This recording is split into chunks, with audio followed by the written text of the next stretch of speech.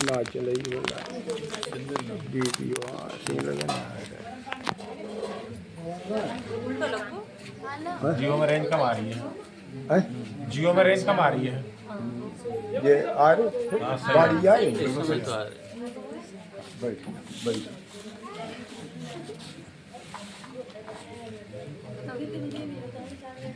सही है। हाँ देखे रहिए जब फोन आवे तो फौरन काट दो।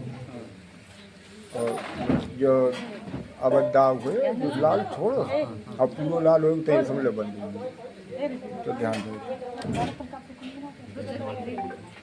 बोलो राम। संत समझाते हैं कृपा करो गुरु शिष्य को तारो। एक गुरु महाराज से शिष्य विनती करता है। क्या विनती करता है कि भरम करम मन ममता मार। ये जो हमारे जीवात्मा भ्रमों में पड़ी हुई है। क्या भ्रम में पड़ी हुई है कि ये हीरा जन्म जिसके लिए सारे देवता ब्रह्मा विष्णु महेश ये भी हमारी काया को चाहते हैं। 5 तत्व की पाई नरदेई भरत खंडायो बंशे इंद्र ब्रह्मा ऐसो तन पाए। जिसने ब्रह्मा जी ने हमारी पिंडर खानी की रचना की अब वही हमारी काया को चाहता है जो कि वो पूरे तीनों लोकों का मालिक होते हुए भी और हमारी ये 5 तत्व की काया को चाहता है। क्या खासियत है इसमें कि वो अपने कर्मों को काट नहीं सकते, वो भजन नहीं कर सकते, वो इस 3 लोक के मालिक हैं, वो बंधन मुक्त नहीं हो सकते। उन्होंने हमको बंधन में डाल दिया है। फिर भी जब हम गुरु भक्ति करेंगे। संसार में 2 ही भक्ति हैं, एक जड़ और एक चेतन। एक जड़ और चेतन। चेतन को मानेंगे तो हमारे शरीर निरोगी काया रहेगी, कर्मों का खात्मा होता है, नर्तन का पट्टा मिलेगा। और अगर हम जड़ की पूजा करेंगे तरह तरह से आकार बना करके और हम उसके आगे झुकते हैं। ये हमारे पीछे भ्रम लगा दिए। किसने? ब्रह्मा जी ने वेद बना दिए, शंकर भगवान ने अष्टांग योग की साधना बना दी, विष्णु भगवान ने तरह तरह की कर्म करणियाँ बना दी, जब तब बना दिए और ये तरह तरह से हमें फांस रखा। अंडज खानी की रचना करके शक्ति ने और हमें क्या इस मनुष्य तन को फांस दिया है बंधन में कि देवियों की आकार बना करके तरह तरह से पूजा पाठ कर इसमें बांध दिया है। और इसी के भ्रमों के खातिर हमारा ये 5 तत्व का पिंजड़ा एक पूरी जीवन पूरी सांसें निकाल देता है रोग में। ये सारी ये काया रोग में ग्रसित होकर के और नरकों का दुख भोगती है। क्यों नरकों का दुख भोगती है? कि हमने जड़ को माना। कहते हैं परमात्मा एक पागल घूम रहा है सड़कों पे, वो भी कहता परमात्मा हमारे घट में है। उससे पूछो तो वो ये नहीं कहेगा बाहर है। और कोई होशियार है पढ़ा लिखा है वो भी कहेगा परमात्मा घट में है। हम करते क्या है? घट वाले को छोड़ दिया और बाहर हम ही ने आकार बनाया, हम ही उसको ठाकुर जी की स्थापना करके हम ही उसको सुख शांति के लिए आराधना करते हैं। ये सबसे बड़ा भ्रम हमारे पीछे लगा दिया है। किसने? ब्रह्मा विष्णु महेश शक्ति, इन चारों ने बंधन में डाल दिया हमें। क्यों? ये हीरा जन्म है। ये हीरा जन्म किस लिए कहा जाता है? कि इसमें ज्ञान है, बुद्धि है, विवेक है। और वो ब्रह्मा जी और सब देवताओं का इंद्र वो जो है घोड़ा गधा भेड़ बकरी की काया क्यों नहीं चाहता है? वो भी तो पिंडज खानी में है। क्या खासियत है कि उनमें आकाश तत्व नहीं, इसलिए वो भोगी नहीं है। और जितने ब्रह्मा विष्णु महेश जितने भी एक का नाम जो है देवता हैं, ये इनके अंदर धरणी तत्व की कमी है। हमारे अंदर धरणी तत्व है, आकाश तत्व है, जलवायु अग्नि है इसीलिए 5 तत्व की काया को ये चाहते हैं। क्यों? इनके वो एक तत्व न होने पर ब्रह्मा विष्णु महेश भी भजन नहीं कर सकते। श्वास में जो चेतन है, देखो अभी श्वास निकल जाए, लीला समाप्त। ये कुछ कर्म कुकर्म नहीं कर पाओ, ये लीला समाप्त, मुर्दा हो जाएगी। 1 मिनट नहीं रह सकती, 1 सेकंड नहीं रह सकती। और इस चेतन को जो श्वास रूपी पूंजी लाए हमें, जिसमें वो परमात्मा बसा हुआ है, वो गुरु बसा हुआ है। जैसे कहते हैं हमने गुरु बनाए, ये गुरु गुरु गुरु सारी दुनिया चिल्लाती है। ये मनुष्य तन में आकर के हम गुरु बनाएंगे, हम सतगुरु धारण करेंगे, हम सतगुरु हैं या गुरु हैं। तो महाराज कहते हैं देखो, गर्भवास में राखियो बाल पनो सुन लोय, और बा गुरु को सुखराम कह भूलो भलो न हो। महाराज कहते हैं जिसने 9 महीना गर्भ में रक्षा करी, बालापन में रक्षा करी, अब बाहर आकर के उसको भूल गए वो, और सारे आकार की पूजा पाठ करने लगे, सारे जप तप व्रत होम कथा भागवत सारे करने लगे। क्यों? इन्होंने देवताओं ने, इन ब्रह्मा विष्णु महेश शक्ति, इन्हों चारों ने हमें ऐसा गाढ़ा बंधन लगा दिया कि इनसे छूटे तो हमारे कर्मों का रोग हमें भोगना ना पड़े इस काया को। अब इनसे छूटते नहीं, लिहाजा फल मिलता है लेकिन कर्मों का भोग तरह तरह से रोना पड़े। इसीलिए ये गुरु भक्ति है। संतों ने गर्भवास 9 मास लग किण राखो बिलमाए, और पीछे सुन सुखराम कह किने कहो तू जाए। 9 महीना गर्भ में रक्षा करी उस गुरु ने, उस सतगुरु ने, पार ब्रह्म ने, और बालापन में रक्षा करी, और बाहर आकर के श्वास को भूल गए। जो श्वास में रमण करता है, अगर देखो चेतन निकल जाए तो खत्म, लीला समाप्त, कुछ नहीं कर सकते। अब उस चेतन में हमारे अंदर अगर कोई बीमारी लग जाती है, कोई भी हमें रोग लग जाता है शरीर में, तो हम कहाँ जाते हैं? किसी डॉक्टर के पास। और डॉक्टर के पास जाते हैं और तरह तरह से वो जांचें करवा करके और वो दवा देता है। और यहाँ हमें रोग जो शरीर को, जो कर्मों का लगा हुआ है, इसको काटने के लिए हमारा वैद्य हमारे घट में है। वो गुरु रूपी वैद्य बसा हुआ है, श्वास रूपी पूंजी में रमण करता है। हमें कहीं किसी के आगे नहीं जाना है, ना झुकना है। हमें अपने संतों की शरण में जा कर के, और वो भी ऐसा समझवान संत मिले जो उस श्वास के भेद को बताए, वो परमात्मा के गुरु के भेद को बताए, तो हमारे एक रोग नहीं रहेगा। उसका कभी भी कोई, सारे कितना पापी क्यों ना हो, सारे रोग समाप्त हो जाए जब वो जैसे जैसे इस राम नाम का श्वास में भजन धारण करता है। तो इसीलिए किसी के पास जाने की जरूरत, वो हमारे अंदर बसा हुआ।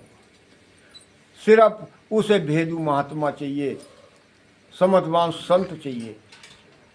सभी के अंदर श्वास बह रही है, ऐसा कोई नहीं है। सब पिंजरा ये श्वास के ऊपर टिका हुआ है, लेकिन इसी का भेद मिलना कठिन है।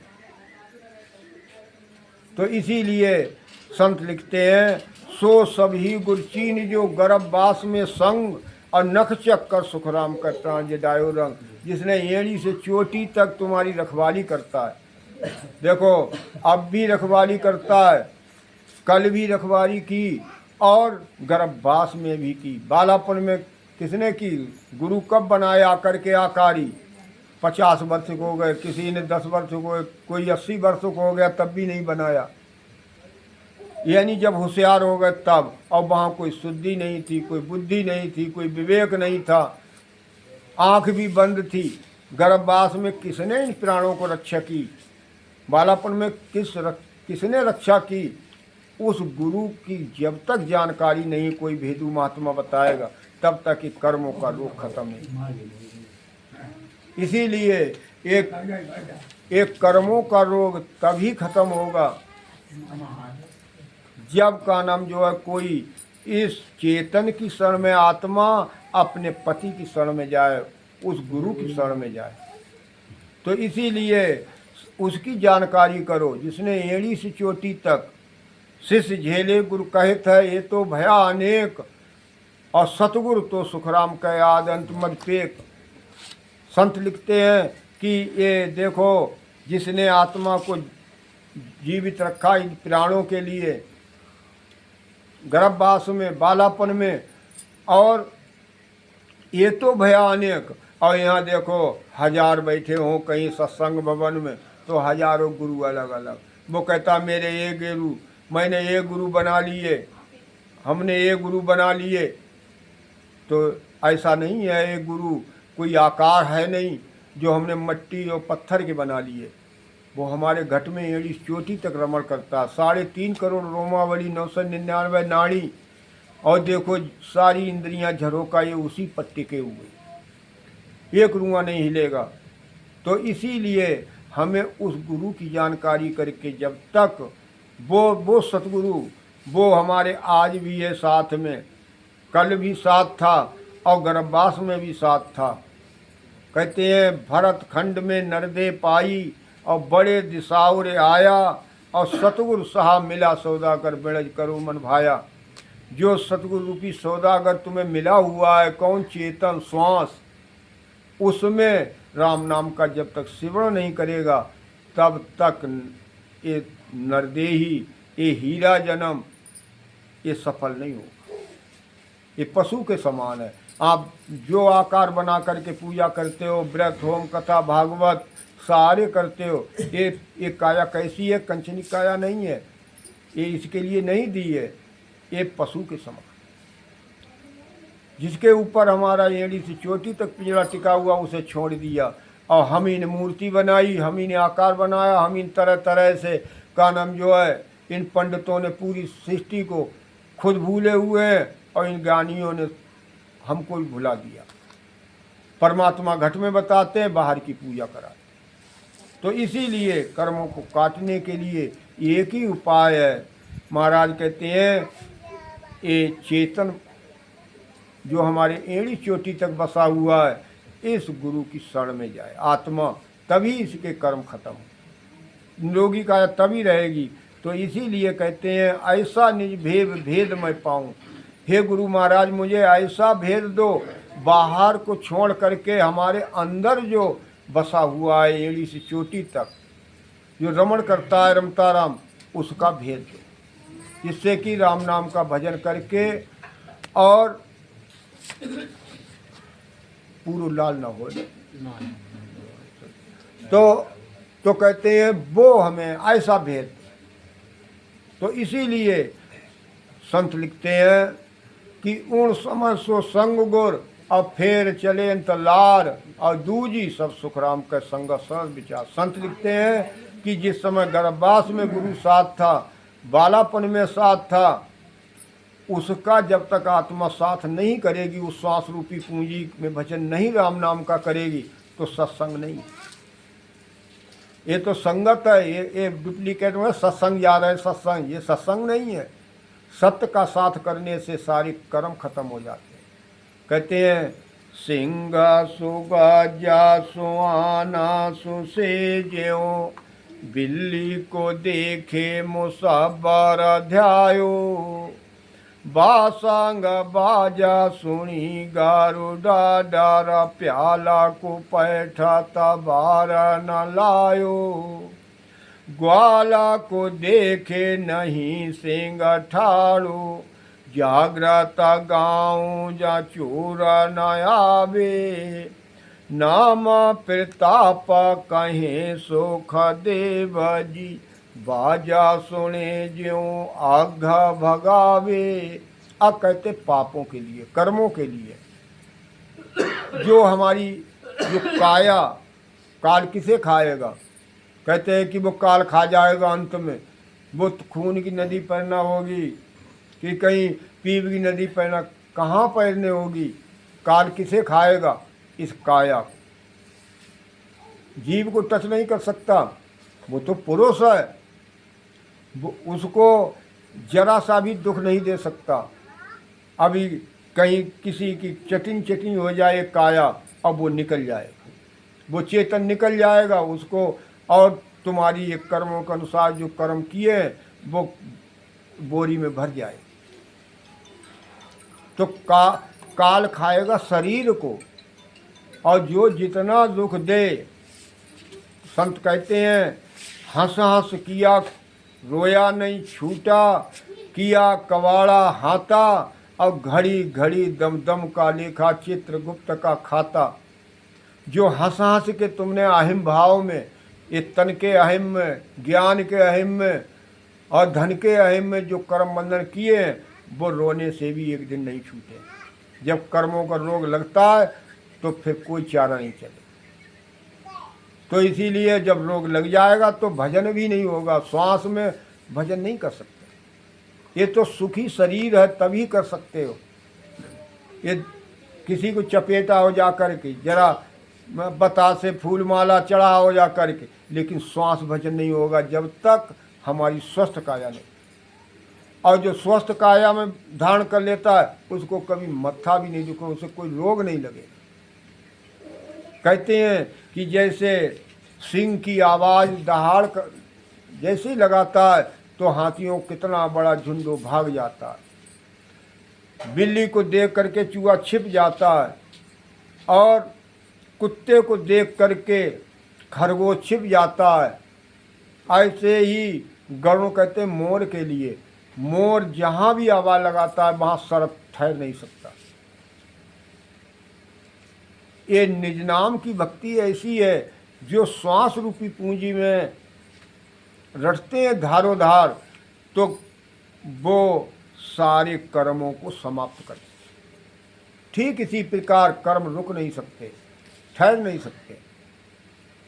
तो इसीलिए संत लिखते हैं कि हम जो श्वास रूपी पूंजी लाए हैं, इतनी 76,77 करोड़ 100 साल के लिए, और उसने कितनी कृपा की हमारे ऊपर, दया की कि वो श्वास रूपी पूंजी में वो हमारे एड़ी चोटी तक वो परमात्मा रमण करता है।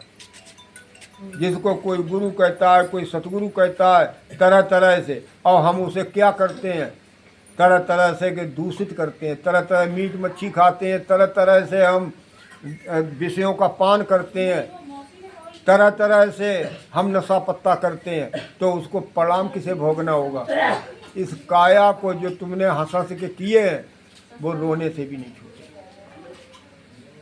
ऐसा नहीं है कि कोई कहे कि हमारा एक्सीडेंट हो गया, कि हमारा का नाम जो है कहीं जो है जहर खा लिया, अरे वो उस जगह नहीं जाता, मरता नहीं। कर्म उसके ऐसे हैं, क्यों नहीं जाता, क्यों नहीं रोग लगता? देखो अभी स्वस्थ काया है, अब कर्मों का रोग लग जाए तो आधी रात को पेट में दर्द होने लगे, पूरी जिंदगी रोते रोते चली जाए, कोई ठिकाना नहीं इसका। तो इसको अहम भाव में हम जो कर्म बंधन करेंगे तो हमारा ठिकाना नहीं लगे। तो इसीलिए वो परमात्मा जब घट में बताते हो तो उसे सुरक्षित रखो, जिससे कि शाकाहारी रह करके और परमात्मा का भेद धारण करके और श्वास रूपी पूंजी में राम नाम का भजन कर, तभी होशियारी है। इसमें होशियारी नहीं है कि हम गए 2 किलो बर्फी ले करके और ठाकुर जी को चपेटा और खा गए, अपने आप पूरी खा गए और कहते हम ठाकुर जी को भोग लगवाए। ये होशियारी काम नहीं करे। तो इसीलिए संत लिखते हैं, सौदागारे ए बोलो मत, तय थोड़ी देर में तुम ना बोलोगी कतई। ये यहीं बैठे हैं जिनके लिए सुनन दे, तुम आराम चुप्पा सो जाओ, सोने है तो। सौदागारे चला जीव सौदे भरत खंड में आया, कैक कर गया लाभ कमाई, कैक मूल ठगाया। अब ये सौदागर कौन है? ये आत्मा। आत्मा यहाँ जन्म लिया मनुष्य तन में आकर के, और इसे सौदा करने के लिए, जीव को सौदा करने के लिए हमें कोई काया को कर्म ना लगे, कोई रोग ना लगे, कोई हानि ना आए। तो इसके लिए कितनी श्वासें दी हैं?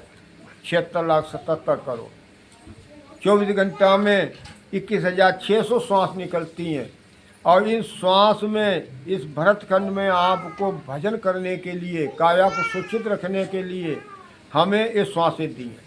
तो इसमें जो राम नाम का भजन करता है, किसी के आगे नहीं, अपनी सेवा करना है, दूसरे की सेवा करने से फल मिलेगा। अपनी सेवा करेगा तो कर्म कटेगी, निरोगी काया रहेगी। देखो इसी अपनी सेवा के लिए रामावतार हुआ था रामचंद्र जी का।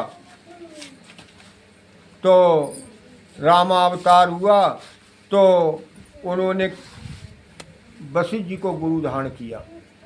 अब वो वशिष्ठ जी को गुरु धारण करके और उनसे ज्ञान पूछने लगे।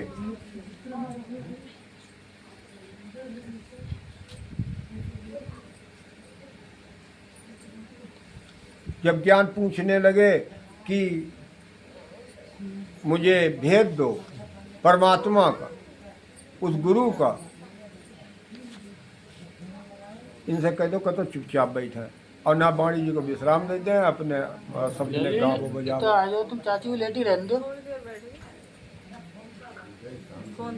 न पाप क्यों कर रहे हो? सत्संग करे तो सत्संग में कहे आवो मत, आवो तो का नाम जो है कम से कम इन्हें सुनन दो, आप चुप्पा बैठो।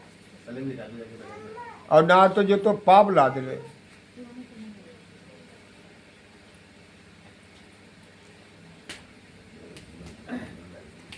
तो उन्हीं 12 कला से अवतरे रामचंद्र जी ने जब भेद पूछा तो उन्होंने कहा तुम ही परमात्मा हो, तुम ही जो है जगत पिता हो, तुम ही रखवाले हो, तुम्हारे जैसा कोई दूसरा है ही नहीं संसार में, तुम ही भगवान हो। अब वो उन्होंने जब पूछा तो उन्होंने यही उन्हें समझाते रहे, धीरे धीरे समझाते समझाते काफ़ी समय हो गया। एक दिन राम लक्ष्मण वन में विचर रहे थे तो एक महात्मा मिल गए अचानक में, और वो कहने लगे बेटा, उन्होंने उनको चरण स्पर्श किया दोनों ने, और वो रामचंद्र जी से पूछने लगे कि बेटा तुम्हारे किसके बेटा हो तुम, तुम्हारे गुरु कौन है? वो उन्होंने कहा देखो हम राजा दशरथ के बेटा हैं, हमारे गुरु वशिष्ठ जी हैं। बोले ज्ञान क्या बताया? बोले ज्ञान तो उन्होंने कहा कि तुम ही पिता परमेश्वर हो, तुम ही